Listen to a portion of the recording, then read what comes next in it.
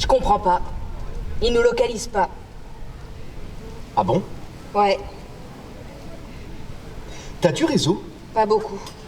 Mais c'est pas le problème. Bah, je sais pas moi. Bah, je te le dis. Tu vois, c'est n'importe quoi. Ils disent qu'on est à Long-Cochon. Je sais même pas où c'est Long-Cochon. Long cochon? Ah ouais? Bizarre. J'ai soif, on a de l'eau? Dans le coffre de la voiture.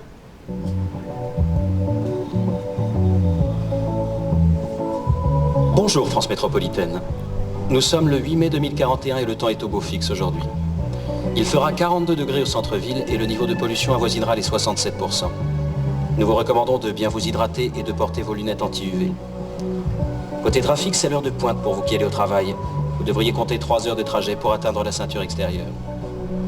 Côté horoscope, Mercure est favorable aux initiatives en tout genre aujourd'hui, mais attention aux excès. Bonne journée France Métropolitaine.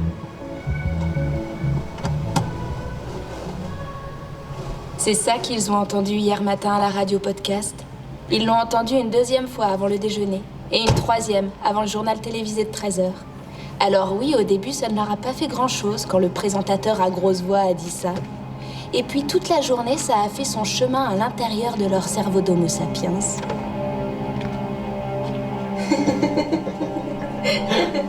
Ça a fait son chemin pendant toute la cuisson de la sauce bolognaise, pendant le journal télévisé de 13h, pendant l'application de la crème hydratante en fin d'après-midi, pendant la pause loisir de début de soirée. Puis, ça a aussi fait son chemin quand ils se sont levés dans la nuit pour aller aux toilettes, et 2 minutes avant que le réveil sonne, le lendemain matin à 7h12. Et ça a tout détraqué leur cerveau d'Homo sapiens. Ça l'a bien fait flipper, cette histoire d'excès, de lunettes anti-UV et de ceinture extérieure. Alors, comme des gazelles prenant peur à la vue d'une lionne sanguinaire assoiffée de sang parce qu'elle doit nourrir ses petits en pleine sécheresse, ils sont montés dans leur voiture vintage, comme une évidence. Ils ont allumé le moteur et ils sont partis. Partis de chez eux, et ils se sont mis en mouvement. Au moins, on est en mouvement, hein, chef? C'est lui qui a dit ça à elle, dans la voiture vintage, entre 2 spots publicitaires à la radio.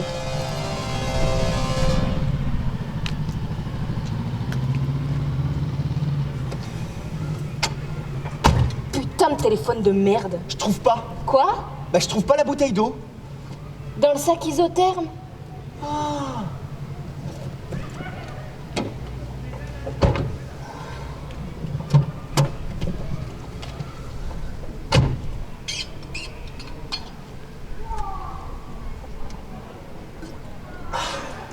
Ça fait du bien.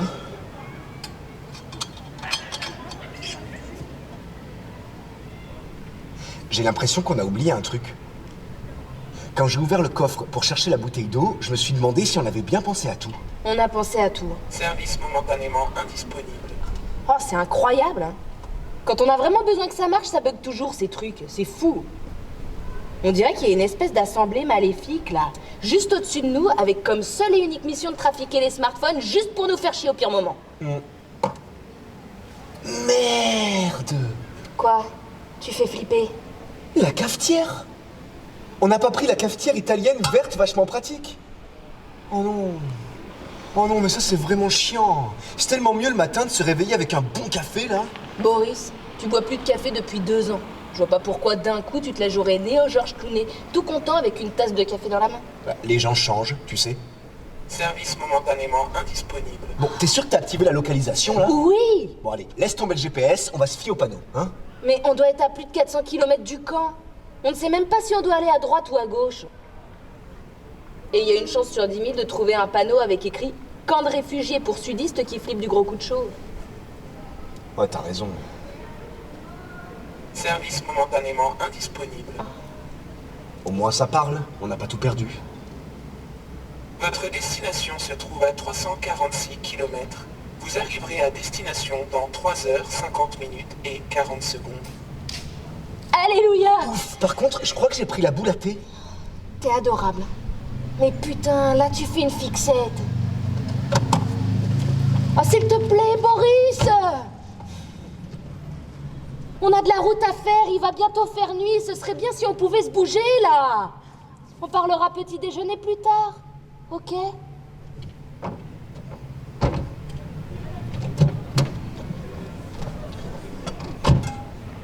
C'était juste pour qu'on se sente bien. Excuse-moi si tu es inquiète. Je ne suis pas inquiète. Ah, tu as l'air pourtant. Tu veux m'en parler? Non, je ne suis pas inquiète. Bon, d'accord, je te crois. Mais tu sais que tu as toujours cette réaction quand tu es inquiète. Faut que je te le dise en néerlandais? Je ne suis pas inquiète. Ik maak me rien zorgen. Pardon? Bah, c'est du néerlandais. Je suis pas inquiète. Ik maak me rien zorgen. On est parti ce matin sur un coup de tête. Tout est improvisé. Il y a un camp de réfugiés un peu plus au nord. C'est là qu'on va. Un camp de réfugiés.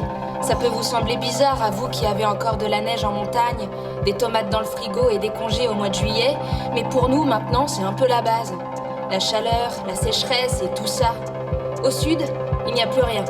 La Côte d'Azur, c'est le Sahara 2.0. En été, il fait 50 degrés à l'ombre et les poissons mazoutés ressemblent à des bidons en plastique dégueulasses. Le nord, c'est pas mieux, mais c'est un peu plus vivable. Du coup, on remonte. On verra bien.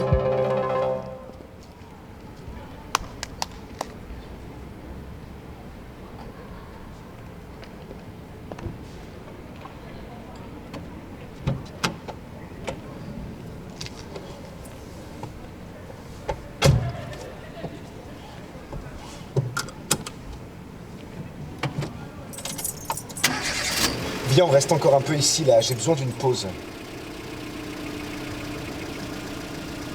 D'accord, oui. Calmons-nous. Il te reste des cigarettes? Ouais. Tiens. Merci.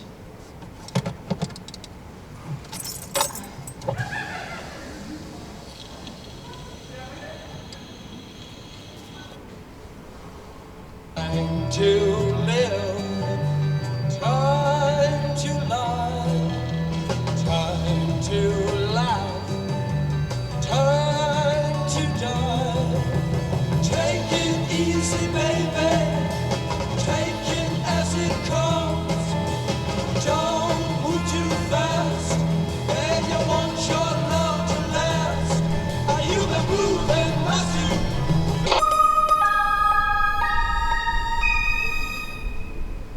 Imagine you wake up and something has changed. You hear no birdsong. You look through your window, the landscapes you once cherished are now dry. All life sucked out. That's no nightmare, and certainly no illusion. You know that. The time for denial is long past. If you don't want to wake up one day when it is too late, show you care. Switch all your lights off. I'm doing it here at the Élysée Palace. Go real slow. You like it more. Oh, il m'a fait flipper, lui. Écoute, je suis pas taillé pour ça, moi. Oh, chaton. C'est rien. Mais c'est relou. Je touche à mes limites. Qu'est-ce que tu veux que j'y foute dans ce camp de réfugiés? Je sais rien construire de mes mains. Je sais même pas faire un jus d'orange sans presse-agrumes électrique avec récupérateur de pulpe. Et quand je fais du camping, heureusement que j'ai une tente 2 secondes automontable, parce que je serais capable de dormir entre la moustiquaire et la toile en plastique imperméable, avec la fermeture éclair entre les 2 yeux. Non. J'ai pas le don de la migration, chérie. Je crois que c'est ça, au fond. J'ai pas évolué dans le bon sens. Elle est faite pour autre chose, mon espèce, hein. 19 degrés, le juste milieu, un petit vent frais de synthèse et un steak au soja. Plus de 100 ans de société de consommation, ça se grave dans l'ADN au bout d'un moment, hein. Ouais, non, tu vois, c'est pas pour moi. Je crois que je préfère mijoter à feu doux sous le soleil du sud ou respirer des bols d'air épicés aux particules fines plutôt que me faire piquer par un moustique asiatique. C'est ma phobie, hein? Dans un camp style Pierre et Vacances pour réfugiés climatiques. Oh la loose! Ça pique pas tant que ça, les moustiques asiatiques. Ben voilà, tu vois, j'y connais rien. Hé! Il faut que tu lâches. Klaxonne. Hein? Klaxonne! C'est comme crier. Ça détend. Non mais mec, mes idioties, on dirait un pé foireux, là. Oh, c'est clair, ça détend. Ouais, alors vas-y! On a flippé. C'est ça qui s'est passé, si vous voulez tout savoir. On a complètement flippé nos races d'homo sapiens occidentalo-climatisés. Boris, lui, il pensait qu'on vivait plus ou moins normalement. Lui, il était à peu près content. On avait une maison avec des fenêtres triple épaisseur, une isolation anti-UV et un compost sans odeur pour barquettes plastique recyclables. Ça allait pour lui. Tranquille, il se disait. C'était pas le paradis sur Terre, mais ça allait. Je pouvais le comprendre, parce que nous, c'est pas comme vous. On est nés avec ça, avec le chaud, les feux de forêt et les froids polaires au mois de janvier. Moi, quand je suis née, il y avait déjà plus d'ours blancs. Boris, lui, il a réussi à en voir un à 10 ans, dans un zoo. Mais l'ours était trop vieux et alors il est mort et le zoo a fermé. Les ours blancs ont tiré leur révérence, comme on dit. Mais bon, des fois, j'acceptais. Je me disais que la vie, c'était ça. Là, je pouvais plus. Fallait partir, chercher un truc ailleurs. Juste voir si quelque part ailleurs, c'était encore possible de ne pas s'habituer. De ne pas s'habituer aux masques à gaz, à la quarantaine, les jours de pic de pollution et aux bébés sans bras.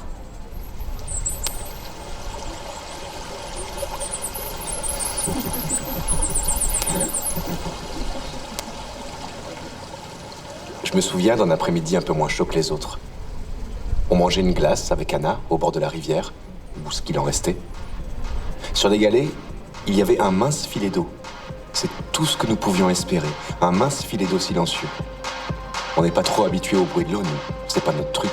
On s'est construit sans ça. Alors on était bien. Je crois que c'est là qu'on est tombé amoureux. On mangeait une glace amande caramélisée à la pointe de sel au bord de la rivière, comme dans les vieux films américains du début du siècle, et on regardait les sacs en plastique tourbillonner au gré du vent. Ils tourbillonnaient et allaient se poser délicatement sur les branches reconstituées du chêne en plexiglas teinté.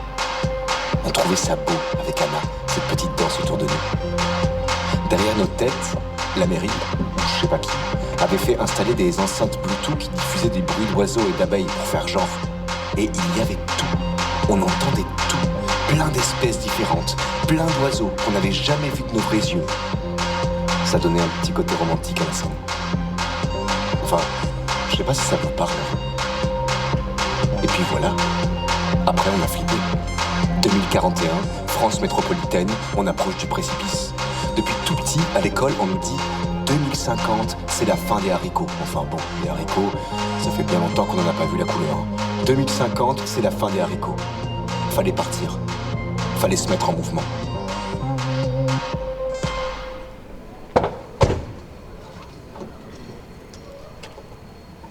Au moins, on est en mouvement. Hein, chérie? Tu te répètes, chérie. Et on est toujours arrêté sur le parking, là.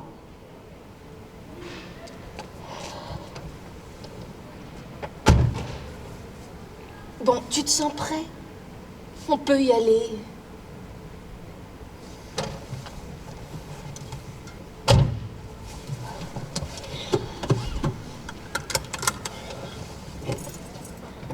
Peut-être. Ah bah ça, c'est une prise de décision, hein. T'es mon champion du monde de la prise de décision, hein.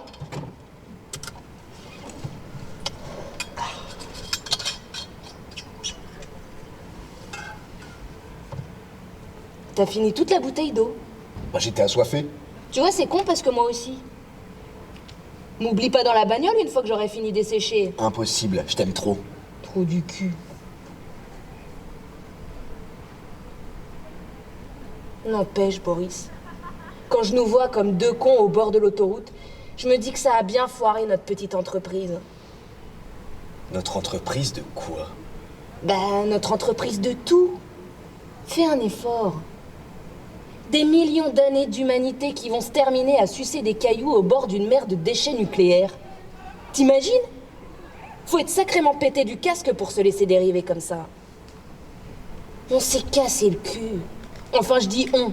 Il ou elle se sont cassés le cul à peindre des scènes de chasse dans des grottes au fond de la Dordogne, à construire des jardins suspendus à Babylone, une bibliothèque à Alexandrie, à poser des cailloux style menhir à Karnak.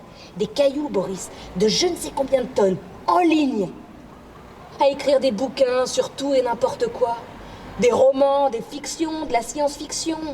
Des livres théoriques sur l'argent et ses dérives, sur Dieu et ses dérives, sur l'extinction des T-Rex.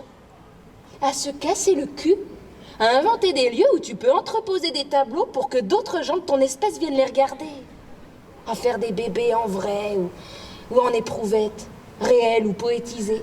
Des gens, bien avant nous, se sont cassés le cul à sublimer leur existence pour laisser à ceux d'après un peu d'harmonie pour leur solitude d'être humain et paf! Tout ça pour en arriver là. Tout ça pour qu'il y a 30 ans ou avant, au lieu de tout arrêter et de dire tout haut « Bon, là, j'avoue, on est en train de tout foutre en l'air. » Peut-être qu'il va plutôt falloir regarder du côté des chasseurs-cueilleurs que du côté de la vie selon Nestlé, Coca, Bayer ou autres firmes génocidaires. Et ben ces gros fils de chiens de chefs d'État ou je ne sais qui nous disaient « Pensez à bien éteindre vos lumières et à trier vos emballages plastoc. » C'est dingue. La culpabilité de masse, c'est dingue. C'est clair, chérie. Non, mais sérieux. Ah non, mais c'est clair, chérie. Hein. Je te trouve très pertinente dans ton raisonnement. Merci.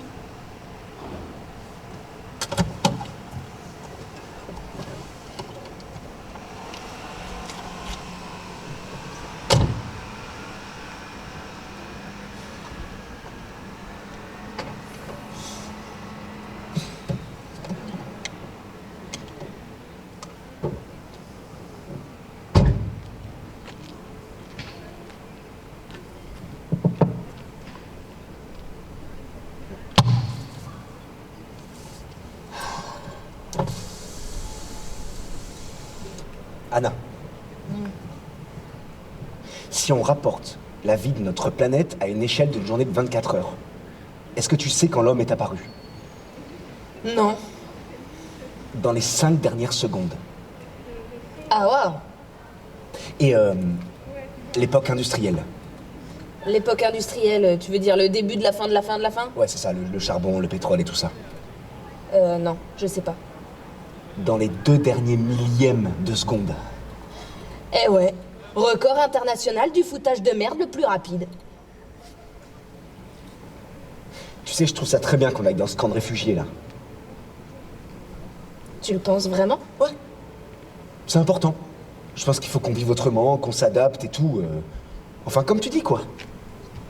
Mais, Y a pas de mais. s'il te plaît, accouche.